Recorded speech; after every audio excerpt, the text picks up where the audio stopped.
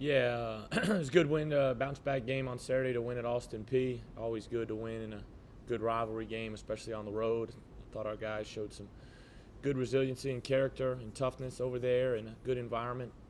And then Sunday we were off, kind of get everybody away. Started school on Monday, and then now, really just trying to get ourselves better. The good thing I think this team, still has a ways to go to max out and to reach its potential. So that's a good thing because we still got a lot of basketball left. But start preparations for Eastern Illinois, and then the Harlem Globetrotters are here tonight, which Dave mentioned, which is one of our former players, the center on our 2004-2005 championship teams at Southeastern Louisiana. Nate Lofton, tremendous all-league player, and he's been with the Globetrotters. He's been with them for a long time now, and proud of him doing exceptionally well. Any questions?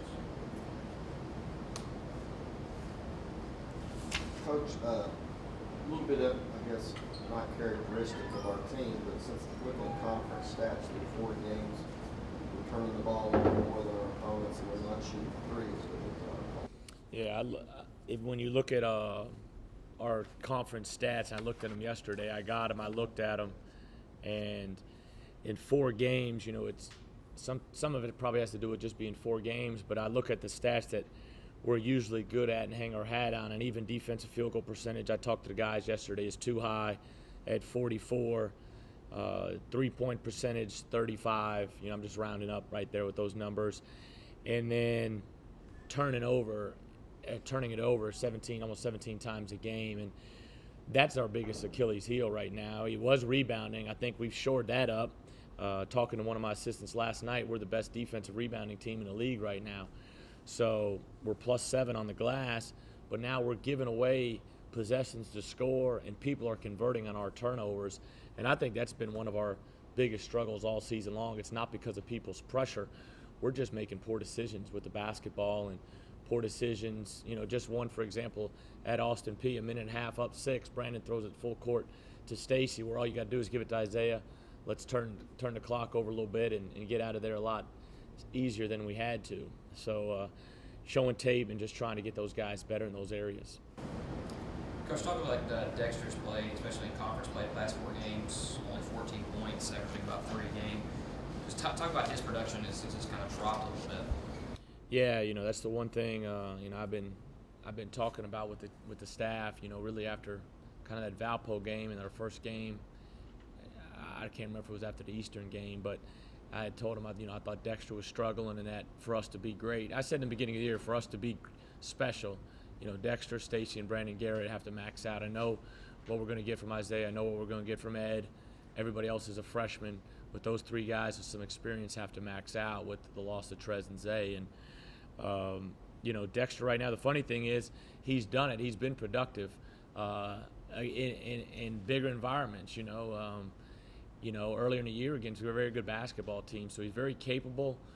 He's battling through some injuries, but that's not an excuse. It's just the nagging injuries everybody's going through. But he's just struggling shooting the basketball right now. But we need him first and foremost to be a great defender. We need an elite perimeter defender, and we got to get him, continue to buy into that role. Heading into the season, man, obviously those guys knew that they're going to have to step up because, you said you're going to get from Isaiah and Ed. Do you think the pressure kind of weighs on them a little bit, knowing that they have to step up? No, I don't think so. I don't think it's a pressure. I don't think their production's based on any pressure or lack of production is because of any pressure. I don't think so. I don't think that's the reason. He's had wide open shots. If you chart his shots, they're wide open. They're great looks. He's just got to make them.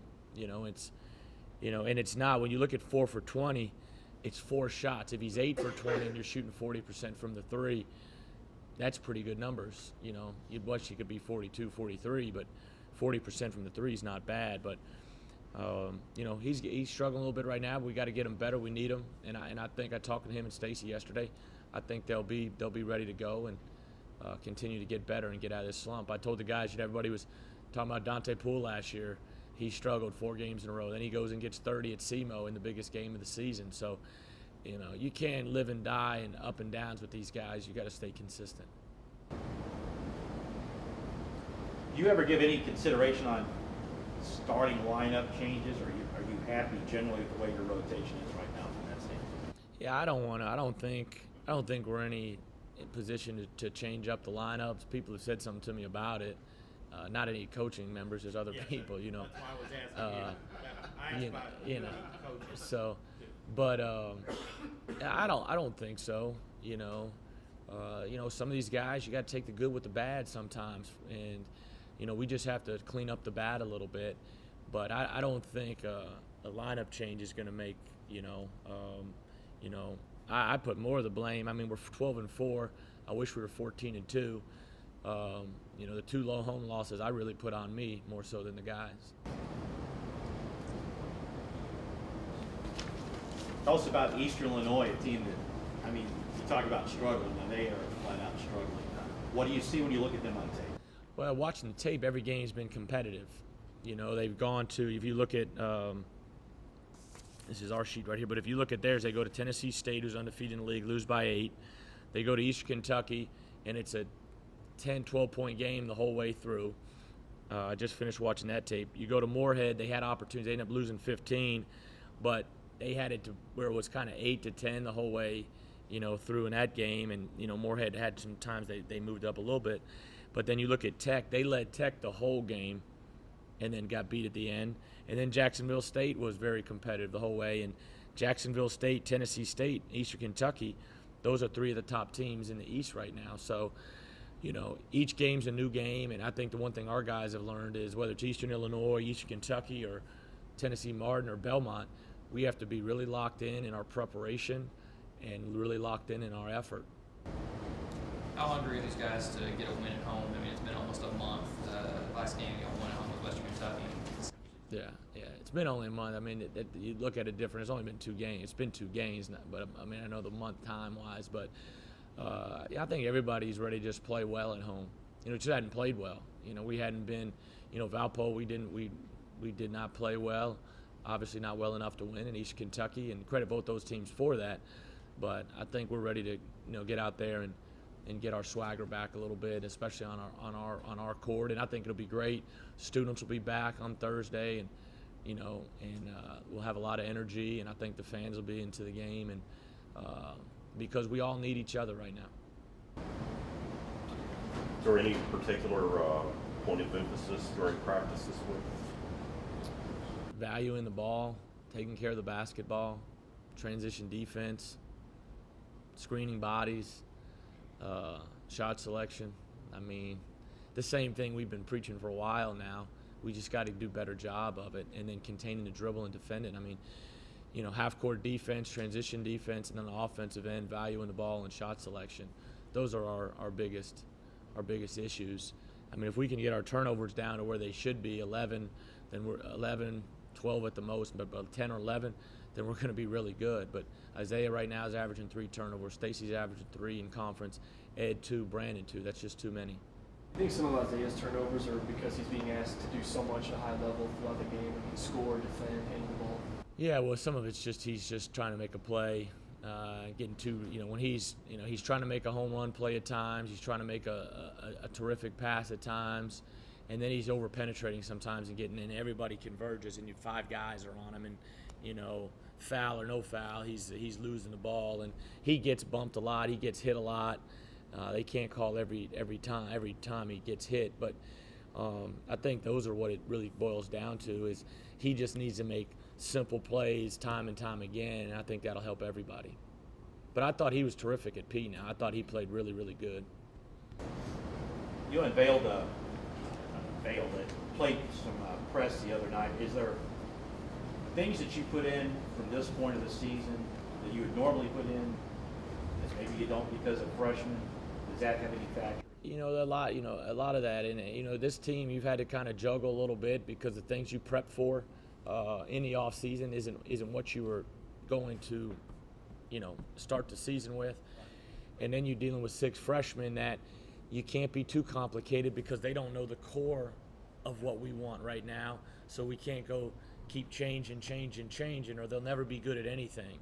So, that's why I'm stubborn with half-court defense because we've got to get them good at half-court defense and transition defense. So Offensively, we've got to change some things just to get some better ball movement at times and put guys in better position at times. And I thought we did that at Austin Peay. We scored 71 points, turned it over 17 times. And Jeff, Dexter, and Stacy were 3 for 18 from the field, 4 of 7 from the free throw line. So I thought offensively we did a better job over there. And we'll continue to play with some things and figure out how to maybe stay off defense a little bit in the half court if we're struggling to guard at times. And they responded well, and because we haven't worked on a ton, we'll slowly start to work on some different things. Saturday's shot selection, for the most part, was pretty good. Yeah, clipping the tape. Stacy had one bad one in the first half, and Isaiah had one in the second half, and that's really all I could find. It's just it's the careless turnovers. It's the guard to wing pass that they just not paying attention. It goes out of bounds. It's the home run play when you just need to get it to your point guard and dribble the clock out. One play against their pressure when Stacy, threw it away, and then they stole it off the inbounds play. That was it. But Dexter didn't roll back to the basketball, or Stacy has Dexter wide open. So, sometimes Stacy, we put him in a bad situation because he's taking the ball out. That if we don't screen and cut and execute the right way, he's the one that's going to get looked at bad because he's taking it out. Coach, I know we talked about it before. We talked about it before as far as getting off to a quick start. The past couple games, y'all had a slow. Austin Peay is a little bit different. How big of a key is Isaiah to getting off to that quick start? Well, he's the key to our team. I mean, the teams that, he's our leader. He's our, point guard. He's the one that, runs our offense. But when we're really good and explosive is when we get a third guy involved. At Austin Peay, we had 2 guys. Ed and Isaiah had great games.